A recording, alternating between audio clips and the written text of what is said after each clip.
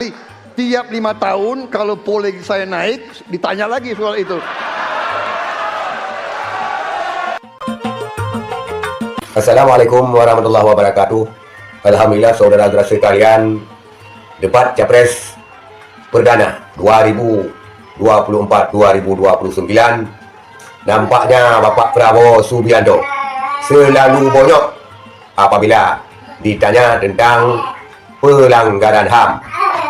Dan akan kita lihat dulu videonya, dia menjawab tentang pelanggaran HAM yang ditanya oleh Capres nomor urut 3 Bapak Ganjar Pranowo.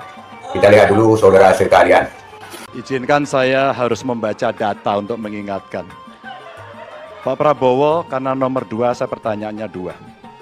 Ada 12 kasus pelanggaran HAM berat yang sudah dikeluarkan mulai dari peristiwa 65, penembakan misterius, Talang Sari, penghilangan paksa sampai Wamena.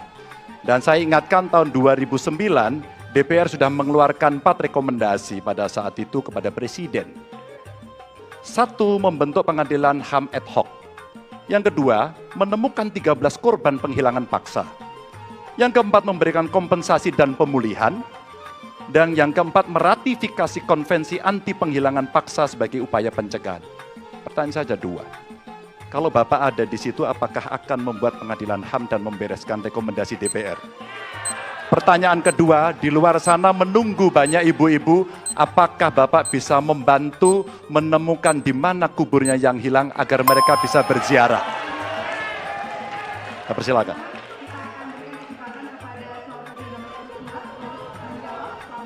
Waktunya dari sekarang. Pak Ganjar tadi justru Anda sebut tahun 2009 kan? Ya. Jadi sekian tahun yang lalu kan? Betul. Dan masalah ini ditangani justru oleh Wakil Presiden Anda. Ya. Ya. Jadi apalagi mau ditanya kepada saya? Saya sudah menjawab berkali-kali, ada rekam digitalnya. Saya sudah jawab berkali-kali. Tiap 5 tahun kalau polling saya naik, ditanya lagi soal itu.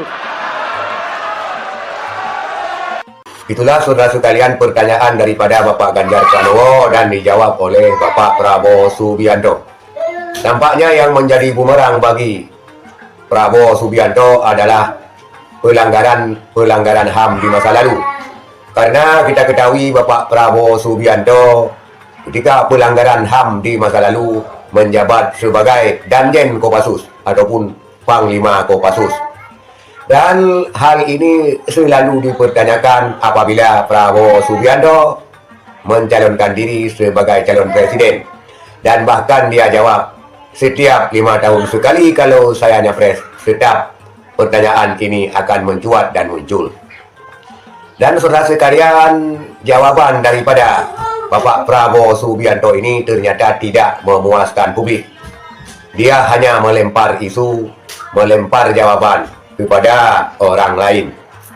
Saudara sekalian, itulah resiko daripada orang-orang yang telah terlibat dengan masa lalu, walaupun langsung atau tidak langsung, yang mencalonkan diri sebagai presiden.